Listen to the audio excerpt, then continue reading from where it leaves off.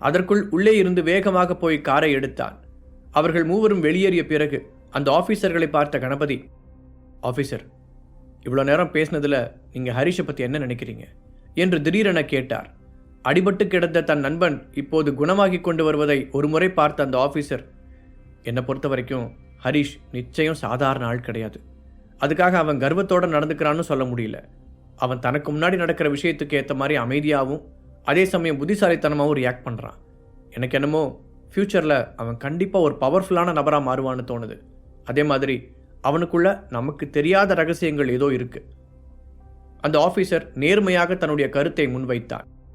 அப்போது மெதுவாக எழுந்து உட்கார்ந்த அந்த மற்றொரு ஆஃபீஸர், நான் அவனை ரொம்பவே சாதாரணமாக எடை போட்டுட்டேன். நார்மலாக தெரிஞ்ச அவனுக்குள்ள இவ்வளோ சக்தி இருக்குன்னு சத்தியமாக நான் நினச்சி கூட பார்க்கல என்று சொல்லும்போதே சரியாக பேச முடியாமல் இருமல் வந்தது. ஆனால் நடந்த விஷயத்துக்கு நான் ஹரிஷை மட்டும் குறை சொல்ல மாட்டேன். முழு தப்பும் உன்னோட தான். நாம் ஒரு முக்கியமான விஷயத்தை பற்றி டிஸ்கஸ் பண்ணுறதுக்காக அவனை தேடி வந்திருக்கோம். அதில் சண்டை போடுறதுக்கு எந்த அவசியமும் இல்லை. நீ தான் அவசரப்பட்டு அவன் மேலே கை வச்ச. அவன் பதிலுக்கு ஒரே ஒரு அடிதான் கொடுத்தான்.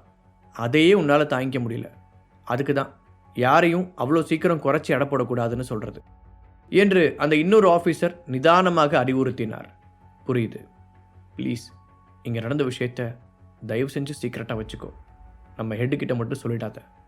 கண்டிப்பாக அப்புறம் அவர் என்னை அடிச்சே கொன்றுவார்.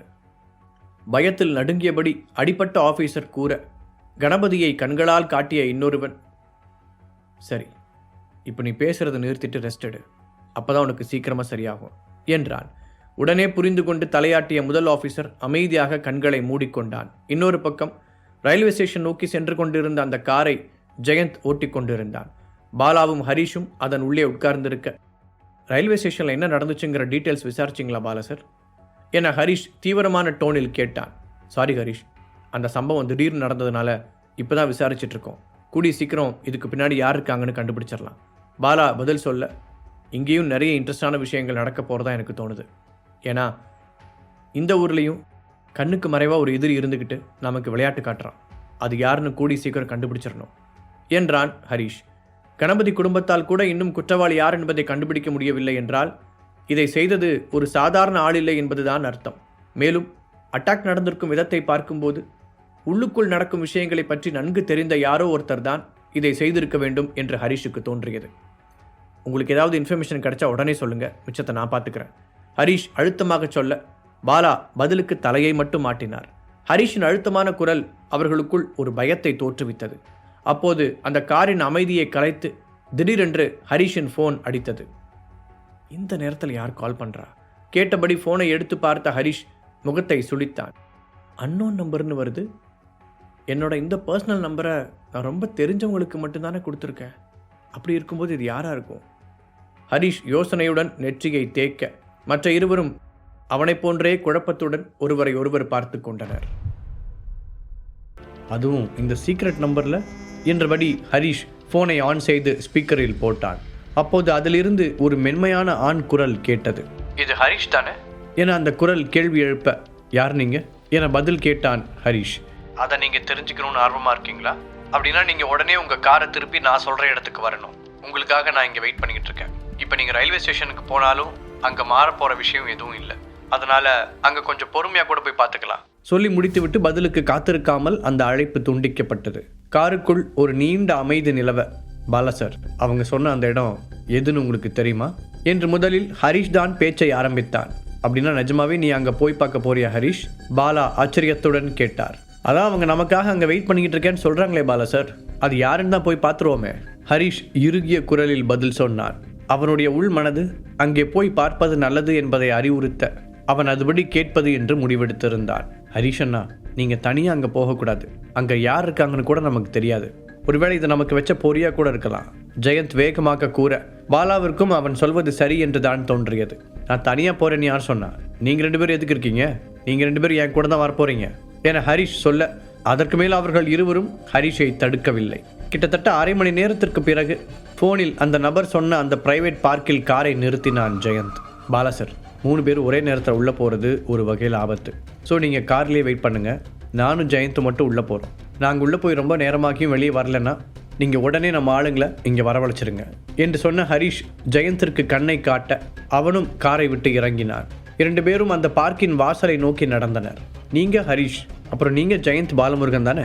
வாசலில் நின்றிருந்த 5 பேரில் ஒருவன் மரியாதையுடன் அவர்களிடம் கேட்டான். ஆமா. உள்ளே இருந்த பயத்தை வெளிக்காட்டிக் கொள்ளாமல் தைரியமாக பதில் சொன்னான் ஜெயந்த். அதில் கொஞ்சம் திமிரும் கலந்திருந்தது. என்னதான் அவன் ஹரிஷ் முன்னால் சாதாரணமாக நடந்து கொண்டாலும் மற்ற இடங்களில் அவனுடைய இயல்பான பணக்கார குணம் வெளிப்படையாக தெரியத்தான் செய்தது. சரி, நீங்க 2 பேரும் என்னை ஃபாலோ பண்ணுங்க, எங்களோட முதலாளி உங்களுக்காக வெயிட் பண்ணிக்கிட்டு இருக்காரு என்றபடி அவன் நடக்க அவனை தொடர்ந்து 2 பேர் ஹரிஷுக்கும் ஜெயந்துக்கும் முன்னால் வழி நடத்தினார்கள். அதே சமயம் அவர்களுக்கு பின்னால் மேலும் 2 பேர் பின்தொடர்ந்தார்கள். ஹரிஷின் கண்கள் வேகமாக அந்த 5 பேரையும் அளவிட்டது. கூடவே அவன் மனதில் ஒரு ஆச்சரியமும் தோன்றியது. இவங்க 5 பேரும் கண்டிப்பாக மார்ஷல் ஆர்ட்ஸில் நிபுணர்களாக தான் இருப்பாங்க. பார்க்கும்போதே என்னால் கெஸ் பண்ண முடியுது. அதோட அவங்க கிட்டேருந்து வெளிப்படுற சக்தியையும் என்னால் உணர முடியுது. இவங்களே இந்த லெவலில் இருக்காங்கன்னா இவங்களோட முதலாளி யாராக இருக்கும்? அவனுக்குள் ஆர்வமான கேள்வி எழுந்தது. அந்த பார்க்கில் மக்கள் நடமாட்டம் சுத்தமாக இல்லை. யாரோ அந்த இடத்தில் இருந்தவர்களை மொத்தமாக அகற்றியது போல இருந்தது. பார்க்கின் உள்ளே 10 நிமிடம் நடந்ததற்கு பிறகு ஒரு சிறிய கட்டிடம் இருந்தது. 5 பேரும் அந்த கதவுக்கு வெளியே நின்று கொள்ள அவர்களின் தலைவன் ஹரிஷையும் ஜெயந்தையும் உள்ளே போகச் சொல்லி செய்கை செய்தான். அவர்கள் அந்த கட்டிடத்திற்குள் நுழைந்தவுடன் முன்னால் இருந்த ஹாலில் ஹரிஷின் அதே வயதுடைய ஒருவன் சோஃபாவில் உட்கார்ந்து சிகரெட் பிடித்து கொண்டிருந்தான். அவனுடைய பாடி லாங்குவேஜில் ஒரு அலட்சியம் இருந்தது. ஆனால் அந்த மனிதன் உண்மையாகவே பார்க்கும் கண்களை சுண்டி இழுக்கும் வசீகரமான தோற்றம் கொண்டிருந்தான்.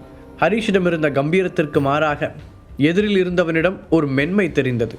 மீசை தாடியெல்லாம் அழிக்கப்பட்டு சிவந்த நிறத்தில் இருந்தவனை பார்க்கும்போது அப்படியே ஒரு ஹிந்தி பட கதாநாயகன் போல இருந்தான். புதிதாக பார்ப்பவர்களிடம் அவனை ஒரு மாடல் அல்லது செலிபிரிட்டி என்று சொன்னால் நிச்சயம் நம்பிவிடுவார்கள். இவன் தமிழ் சினிமாவில் வர அமெரிக்கா மாப்பிள்ள மாதிரி முழுன்னு மைதா மாவு டைப்பில் இருக்கான், யாருன்னா இவன்? ஜெயந்த் ஹரிஷின் காதில் முணுமுணுக்க ஹரிஷ் அவனை அமைதியாக இருக்க சொல்லி கண்களால் மிரட்டினான். Hello Harish, welcome. இந்த கொஞ்ச நாளாக எங்கே திரும்பினாலும் உங்களை பற்றி தான் பேச்சாக இருக்குது. கிட்டத்தட்ட கடைசி 6 மாதமாக உங்களை நான் பார்க்க ரொம்ப ஆர்வமாக வெயிட் பண்ணிக்கிட்டு இருந்தேன். இன்றைக்கி தான் அதுக்கான வாய்ப்பு கிடச்சிருக்கு. உண்மையிலே நான் நினச்சதை விட நீங்கள் ஆள் பார்க்க செம்மையாக தான் இருக்கீங்க. அதுவும் உங்களோட அந்த ஷார்ப்பான கண்கள் உள்ளே வந்த ஒரே செகண்டில் இந்த ரூமையும் என்னையும் எக்ஸ்ரே எடுத்ததை பார்த்து நானே அசந்து போயிட்டேன். ஆக்சுவலாக நீங்கள் ஏதோ சாதாரண ஆள் மாதிரி தான் இருப்பீங்கன்னு சில பேர் சொன்னாங்க. ஆனால் எனக்கு என்னமோ அப்படி தெரியல. எக்ஸசைஸ் பாடி, செதுக்கின மாதிரி முகம், அழுத்தமான உதடுகள், கத்தி மாதிரி ஷார்ப்பான பார்வைன்னு ஒரு ஹீரோ மெட்டீரியலுக்கான 10 பொருத்தமும் உங்களுக்கு பக்காவாக பொருந்தியிருக்கு. எதிரில் இருப்பவன் பேசிக்கொண்டே போக ஹரிஷ் முகத்தில் எந்த ரியாக்ஷனும் காட்டிக்கொள்ளவில்லை. ஜெயந்தோ வாயடைத்து போய் நின்றான். இவன் என்ன ஏதோ சீரியஸான விஷயத்தை பற்றி பேச கூப்பிட்டான்னு பார்த்தா ஹரிஷனாவை இப்படி ரசித்து வர்ணிச்சுக்கிட்டு இருக்கான் என்று திகைத்து போய் ஜெயந்த் பார்க்க அப்போதுதான் அவனை பார்த்த அந்த புதியவன், என்னோட கெஸ்ஸிங் சரியாக இருந்தா நீங்கள் தி கிரேட் கணபதி சாரோட பேரன் தானே? அதான் உங்கள் முகத்தில் எழுதி வச்சிருக்கேன். கணபதி சார்கிட்ட இருக்கிற அந்த அழகும் கம்பீரமும் அப்படியே உங்களுக்கும் வந்திருக்கு என்று அவன் ஜெயந்தையும் புகழ ஜெயந்தின் முகம் லேசாக வெட்கத்தில் சிவந்தது. அப்புறம் 2 பேரும் எதுவும் டென்ஷன் ஆகாதீங்க, இன்றைக்கி நான் இந்த முழு இடத்தையும் ரெண்ட்டுக்கு எடுத்திருக்கேன். ஸோ நாம் ரொம்ப ஃப்ரீயாக பேசிக்கலாம் என்று அந்த புதியவன் இருவரையும் எதிரில் இருந்த சோஃபாவில் உட்காரச் சொன்னான். ஓ சாரி, நான் என்னை அறிமுகப்படுத்திக்கவே மறந்துட்டேன். என்னோட பேர் சஞ்சய் மோகன். நம்ம 2 பேருக்கும் கிட்டத்தட்ட ஒரே வயசு தான் இருக்கும். ஸோ நீ என்னை சஞ்சயனே கூப்பிடலாம், நான் உன்னை ஹரிஷ்னே கூப்பிட்றேன். சும்மா இந்த மற்ற ஃபார்மாலிட்டிஸ்லாம் வேண்டாம், ஓகே தானே? சொன்ன சஞ்சய் ஒரு நிமிடம் நிறுத்தி விட்டு, நான் உன்னை தேடி தான் இங்கே வரைக்கும் வந்தேன் ஹரிஷ் என்று கூறினார். சஞ்சய்க்கு பின்னால் இருந்த மோகன் என்ற பெயரை கேட்ட உடனேயே ஹரிஷுக்கு புரிந்து விட்டது.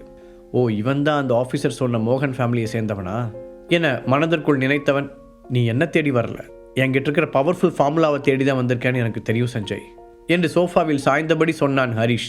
அதை கேட்டு அந்த சஞ்சயின் முகத்தில் ஒரு சிரிப்பு மலர்ந்தது. ஆனால் ஆல்ரெடி ரொம்ப சக்தி வாய்ந்த குடும்பமாக இருக்கிற உங்களுக்கு எதுக்கு பவர்ஃபுல் டேப்லெட் தேவைப்படுதுங்கிற விஷயம் மட்டும் எனக்கு புரியவே இல்லை. ஹரிஷ் நேரடியாக கேட்க, ஹரிஷ் நீ இவ்வளோ வெளிப்படையாக இருப்பேன்னு நான் எதிர்பார்க்கல. ஸோ என்னோடய வேல்யூ ஈஸி ஆகிடுச்சு. இப்போ நான் தேவையில்லாமல் உங்களை மிரட்டணுங்கிற அவசியம் இல்லை, அதுக்கு தேங்க்ஸ். பட் நான் இங்கே வந்ததுக்கு 2 ரீசன் இருக்குது. ஒன்று, நீயே கண்டுபிடிச்ச மாதிரி உங்ககிட்ட இருக்கிற பவர்ஃபுல் ஃபார்முலாவை வாங்குறது. இன்னொன்று, உங்கள் 2 பேரையும் எங்கள் வீட்டோட கெஸ்ட்டாக இன்வைட் பண்ணுறது என்று ஹரிஷ் ஜெயந்த் இருவரையும் பொதுவாக பார்த்து சொன்னான் சஞ்சய்.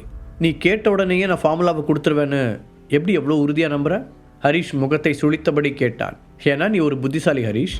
துப்பாக்கியிலிருந்து வெளிப்படும் குண்டை போல சஞ்சயிடமிருந்து உடனடியாக பதில் வந்தது. ஒரு சிரிப்புடன் ஹரிஷை பார்த்தவன், உன்னை நேரடியாக மீட் பண்ணுறதுக்கு முன்னாடி உன்னை பற்றின எல்லா டீட்டெயில்ஸையும் என் ஆளுங்களை விட்டு விசாரிச்சிட்டேன் என்றார். திடீரென ஹரிஷின் புருவங்கள் சுருங்கியது. அவனுடைய கண்களில் மின்னல் வெட்ட அந்த சஞ்சயை கூர்மையாக பார்த்தான். நீ என் பின்னாடி ஆளுங்களை அனுப்புனதோடு நிறுத்திக்கிட்டியா, இல்லை எனக்காக வேறு ஏதாவது செஞ்சியா? ஹரிஷ் ஆழமான குரலில் கேட்க, நான் தான் சொன்னேன்ல, நீ ரொம்ப புத்திசாலி, எதுவாக இருந்தாலும் ஈஸியாக கண்டுபிடிச்சிருவேன்னு. ஆமாம், உனக்கு எதிராக நின்ன சில குடும்பங்களை நான் தான் பயமுறுத்தினேன். இனி அவங்க உன் வழிக்கே வரமாட்டாங்க. அவ்வளோ ஏன், உனக்காக என் ஆளுங்களை நியூயார்க் வரைக்கும் கூட அனுப்பிவிட்டானா பார்த்துக்கோயேன். அந்த சஞ்சய் உற்சாகமாக சொல்ல ஹரிஷின் முகம் கருத்தது. என்ன, உன் ஆளுங்களை நியூயார்க்குக்கு அனுப்புனியா? அங்கே இருக்கிற என் ஃபேமிலி மெம்பர்ஸ் ஏதாவது பண்ணியா? தன்னையும் மீறி லேசான பதட்டத்துடன் அவன் கேட்க, பாருப்பா, உனக்கு எதிராக இவ்வளோ பண்ணதுக்கு அப்புறமும் உனக்கு அவங்க மேலே இருக்கிற பாசம் போகலை இல்லை? உன்னை சந்தோஷப்படுத்துறதுக்காக அவங்கள பழிவாங்கணும்னு தான் நினச்சேன். பட் அதுக்குள்ளே அங்கே இருக்கிற சில பேர் அவங்கள காப்பாற்றிட்டாங்க. ஆனால் இதுக்கு மேலே உன் பக்கமே வரமாட்டாங்கன்னு நினைக்கிறேன்.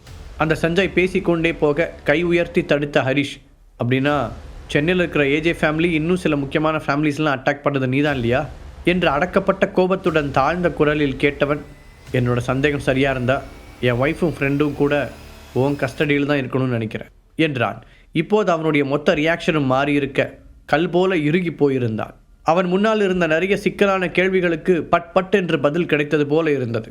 தனக்கு எதிராக நின்ற குடும்பங்களை அழித்ததன் மூலம் சஞ்சய் தன்னை சந்தோஷப்படுத்த நினைக்கிறான் என்பதை புரிந்து கொண்ட ஹரிஷ் உடனே அதற்கு எந்த ரியாக்ஷனும் காட்டாமல் முடிந்தவரை அமைதியாக இருந்தான். ஹெர்பலிஸ்ட் சொசைட்டியோட ஆளுங்க அவங்கள கடத்தி வச்சு உன்னை மிரட்ட நினச்சாங்க. நான் தான் என் ஆளுங்களை அனுப்பி அவங்ககிட்ட இருந்து 2 பேரையும் காப்பாற்றி ஒரு பாதுகாப்பான இடத்துல தங்க வச்சுருக்கேன். அவங்களுக்கு அங்கே எந்த ஆபத்தும் வராதுன்னு நான் அவனுக்கு உறுதி கொடுக்குறேன். சஞ்சய் தெளிவாக விளக்கினான். அதற்கு ஹரிஷ் எதுவும் பதில் பேசவில்லை. அவன் அமைதியாக எதிரில் இருந்தவனின் கண்களை உற்று பார்த்தான். ஆனாலும் சஞ்சயின் உண்மையான இயல்பு என்ன என்பதை அவனால் கண்டுபிடிக்க முடியவில்லை. ஹரிஷனோட டைம் உண்மையிலேயே ரொம்ப வேல்யூவானதுன்னு எனக்கு தெரியும். ஸோ சுற்றி வளைக்காமல் நேரடியாக விஷயத்துக்கு வரேன். சொன்னபடி சஞ்சய் நிமிர்ந்து உட்கார்ந்தான். நான் கேட்ட மாதிரி நீ அந்த பவர்ஃபுல் ஃபார்முலாவை எங்களுக்கு கொடுத்தேன்னா நீ மோகன் குடும்பத்தோட ஃப்ரெண்ட் ஆகிடுவேன். நாங்களும் உனக்கு தேவையான ஆதரவை கொடுப்போம்.